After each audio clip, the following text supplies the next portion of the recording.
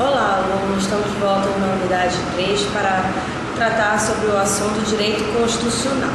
Bem, falar de direito constitucional é falar de uma norma jurídica própria e provém da pergunta, então, qual é essa norma jurídica própria? Trata-se da Constituição. Então, o que é a Constituição? A Constituição é uma norma jurídica hierarquicamente superior às demais, em razão da sua própria elaboração. Em razão do que? A Constituição ela é formada por um conjunto de regras, um conjunto corpóreo e incorpóreo, materialmente e imaterial, de informações que vêm a restituir e a identificar o que significa o Estado e o Estado brasileiro, principalmente. Então, essa Constituição é a nossa carta maior, no qual ali apresenta as regras normativas a serem estabelecidas em todo o território brasileiro. A Constituição, ela deriva de um poder, e o poder denominado como constituinte. Esse poder constituinte ele pode ser dividido de duas formas: poder originário e poder derivado. O poder originário é aquele que origina-se do povo. Então, o poder constituinte nada mais é do que a sociedade que clama por um novo texto constitucional, como foi o caso da Constituição de 1988. No entanto, esse poder constituinte, o povo seleciona, delega pessoas e forma então a chamada constituinte para a elaboração. Então é a vontade de toda a sociedade, mas um grupo seleto é que será o responsável por identificar essa necessidade e colocar no texto constitucional. Diferentemente do poder derivado. O poder derivado é aquele no qual pessoas são investidas também através do poder que o povo tem, que é o voto, o sufrágio universal, para poder modificar alguns artigos do texto constitucional, por exemplo, aqueles que não são classificados como cláusulas pétreas. A exemplo disso, direitos e garantias fundamentais.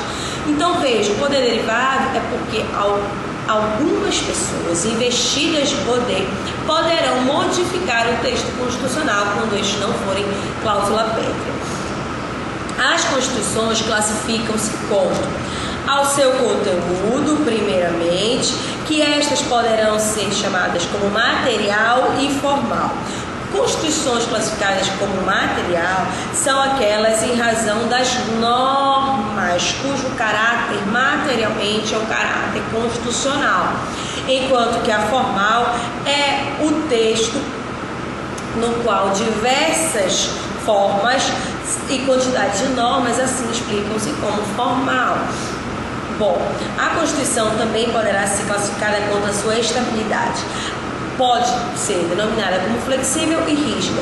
Flexível em razão do que o processo para modificação ou alteração do texto constitucional é uma forma mais simples e acessível para que então ele possa ser modificado. Quando a Constituição é considerada rígida, a sua alteração se torna difícil, dificultosa em razão deste processo para que ela seja classificada como rígida. A forma da Constituição ela pode ser consuetudinária, uma vez que não deriva de uma formalidade, ou seja, o direito costumeiro. Então, eu não obrigatoriamente teria que ter um direito positivo, ou seja, normas escritas, enquanto que a Constituição escrita é aquela no qual presume uma solenidade, uma formalidade. Quanto à elaboração, elas podem ser classificadas como históricas, que seu nome indica, são formadas por uma reunião de normas constitucionais. Então, veja, é histórica em razão do seu caráter, derivado de um fato este consuetudinário ou não. E as constituições dogmáticas também é classificação quanto modo de elaboração, no qual elas podem ali ser escritas ou não, mas que o seu conteúdo possui documentos de normas constitucionais. Bom, a supremacia da Constituição e o controle de constitucionalidade interessa a você, aluno do curso de administração, porque é identificável, em primeiro momento, que a Constituição, em razão do seu poder hierarquicamente superior às outras normas, tem que ser seguida. Isso é chamado de supremacia.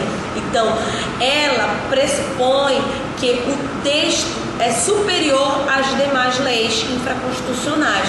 Então, o texto dela é primordial e deve sim ser seguido. Razão pela qual, entre outro instituto, que é a constitucionalidade. A constitucionalidade informa que, em razão dessa hierarquia de estar no topo da pirâmide, essa supremacia constitucional, as outras normas que seguirão a esse texto têm que estar em consonância com o que está disposto no texto constitucional. Se contrariarem, são chamadas de inconstitucionais e terão que ser retiradas do ordenamento jurídico. Então, a supremacia ela é absoluta, razão pela qual exige que as demais normas infraconstitucionais possuam constitucionalidade. Bom, e a Constituição vigente aqui hoje, que você deve seguir como hierarquicamente superior às demais normas, é a Constituição de 1988, a chamada Constituição Cidadã, pois elenca normas constitucionais de diversos outros institutos, como direito do trabalho, direito administrativo, direitos humanos, que é o assunto da última aula, entre outros direitos e garantias fundamentais individuais e coletivos. Bom, aqui encerramos a unidade 3.